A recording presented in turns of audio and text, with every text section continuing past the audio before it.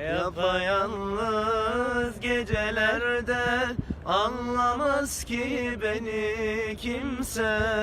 Olacak sensin tek çare, dertlerime gül Ahmet'im.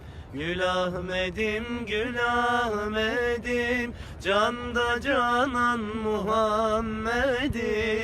Kurban olsun canım tenim, gözlerine Gül Ahmet'im.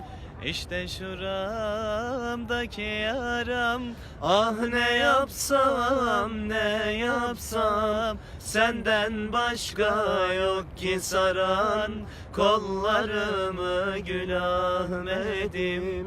Gül Ahmet'im, Gül Ahmet'im, canda canan Muhammed'im.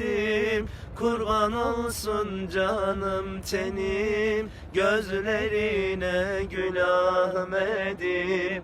Geldim huzuruna senin, işte sağında Ebu Bekir'in. Eridi bitti Ömer'in yollarında Gül Ahmet'im.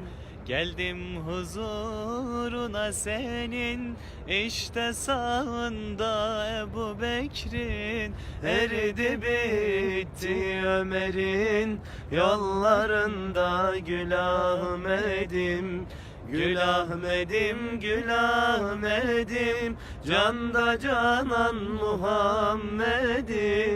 Kurban olsun canım tenim, gözlerine Gül Ahmet'im. Kurban olsun canım tenim, gözlerine Gül Ahmet'im.